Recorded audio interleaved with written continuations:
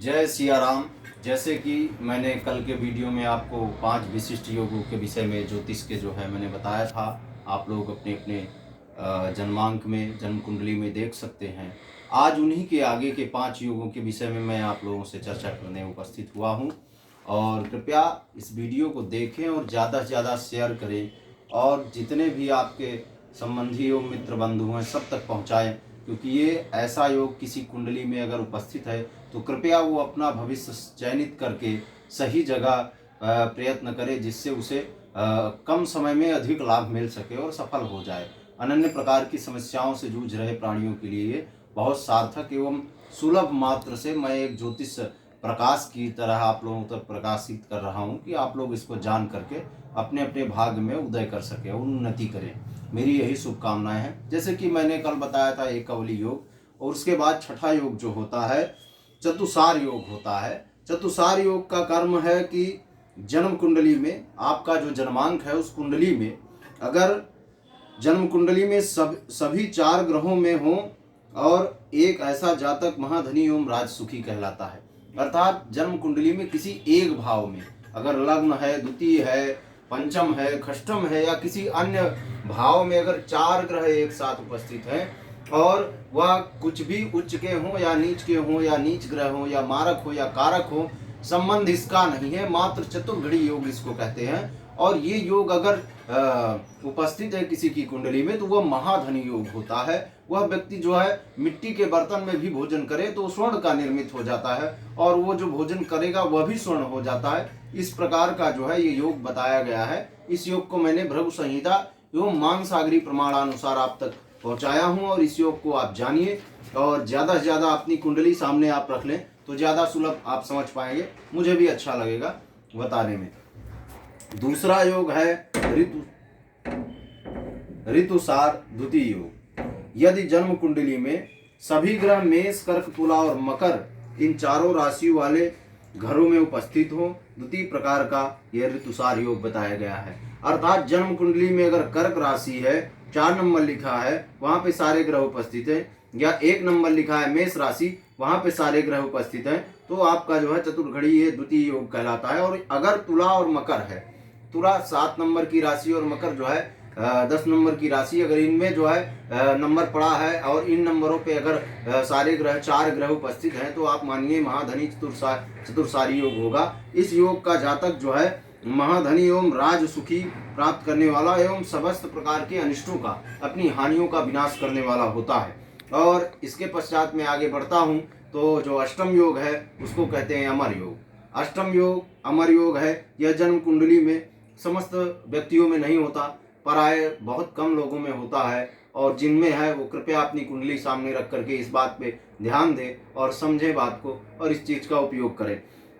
अमर योग है कि पापक ग्रह केंद्र में हो अथवा सभी शुभ ग्रह केंद्र में हो तथा इन दोनों प्रकार के अमर योग बनता है। अर्थात पापक ग्रह सूर्य, शनि, राहु, केतु, अगर ये चारों ग्रह अगर केंद्र में है, ब्रैकेट में बने हुए 1, 4, 7 एवं 10, ये घर जो केंद्र के बताए गए हैं 30-30 की डिग्री के होते हैं, अगर इन भावों में ये पापक ग्रह चारों उपस्थित है तो वह व्यक्ति जो है अमर योग का कहलाता है।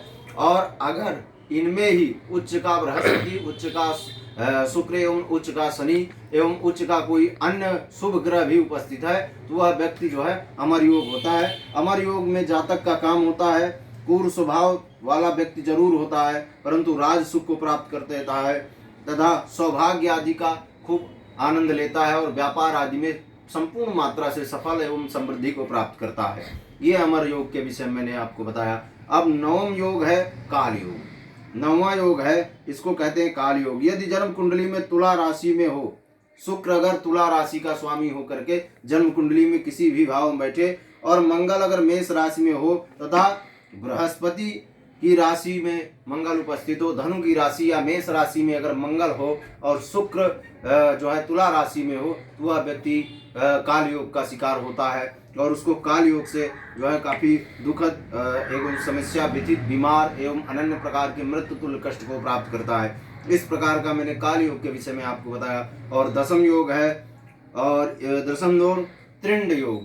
त्रिंड योग का मतलब है जन्म कुंडली में सभी ग्रह कर्क मिथुन, मीन, कन्या तथा धनु राशि में स्थित हो, इस तरह का व्यक्ति सिंहासन राज सिंहासन में बैठता है और छोटे से ही समय में बड़ी उन्नति प्राप्त करता है एवं कम आयु में ही वृद्धि को प्राप्त होता है। इस प्रकार के मैंने आपसे जो है 9 योग बताए। 10वां योग है हंस योग। द्वितीय हंस योग, कल मैंने जो चर्चा किया था वह प्रथम हंस योग था एवं द्वितीय हंस योग है। ये इस प्रकार है कि अगर जन्म कुंडली में सभी पापक ग्रह मेष, कुंभ, धनु तथा मकर या वृश्चिक में हो, अर्थात प्रथम और 11वें और 9वें तथा सप्तम और अष्टम, ये 8 की गिनती, इन नंबरों की गिनती अगर लिखी हुई है और उसमें जो है समस्त ग्रह बैठे हुए हैं या कोई एक ग्रह बैठा हुआ है उच्च का होकर के, तो वह जो है हंस योग का शिकार होता है और हंस योग में अनन्य प्रकार की सुख समृद्धियों का आनंद लेता है तथा ऐश्वर्य वैभव को प्राप्त करता है और जीवन में अद्वितीय पराक्रम होता है। उसको परास्त करने वाला इस संसार में कोई नहीं होता। जैसे कि मैं उदाहरण में दे देता हूँ, नरेंद्र मोदी जी, इनका अद्वितीय योग है और इसी योग के अंतर्गत ही ये सफलतापूर्वक प्राप्त किए हैं। हंस योग के द्वितीय के शिकार हैं, इसलिए चारों खाने जो है भारत में जो हर जगह एवं अखिल ब्रह्मांड में विश्व स्तरीय जो है नेता बने, छोटे से राज्य से और छोटा सा काम करके बड़ा काम किया। ये देखने योग्य बात है और समझने योग्य बात है। इस बात पर आप लोग गौर करिए। ये योग अगर किसी कुंडली में है तो प्रयास करके उसको सामाजिक स्तर पर बहुत अच्छे काम करना चाहिए तथा अपने जीवन को अनन्य प्रकार की व्याधियों या मोह में नहीं लिप्त करना चाहिए और उसको प्रयत्न करके सही फोकस करके अपने भविष्य का सही चुनाव करना चाहिए।